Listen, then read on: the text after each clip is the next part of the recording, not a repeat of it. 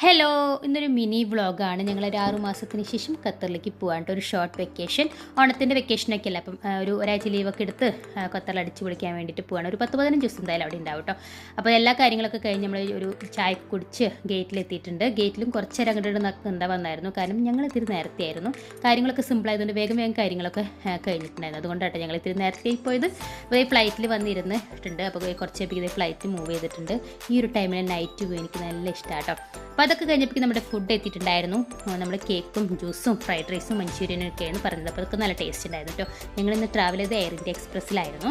അപ്പോൾ ഒരു കണ്ണൊന്ന് അടച്ചപ്പോൾ നമ്മൾ ഖത്തറിൽ ലാൻഡ് ചെയ്തിട്ടുണ്ട്. ഇവിടെയും വലിയ തിരക്കും കാര്യങ്ങളൊന്നും ഉണ്ടായിരുന്നില്ല. എല്ലാം പെട്ടെന്ന് കഴിഞ്ഞായിരുന്നു കേട്ടോ. ബാഗ് എടുക്കാൻ മാത്രമേ ഡിലേ ഉണ്ടായിരുന്നുള്ളൂ. ഇതെല്ലാം കഴിഞ്ഞ് പുറത്തിറങ്ങിയിട്ടുണ്ട്. അപ്പോൾ ഏട്ടൻ ഞങ്ങൾക്ക് വേണ്ടി വെയിറ്റ് ചെയ്തിരിക്കുകയാണ്.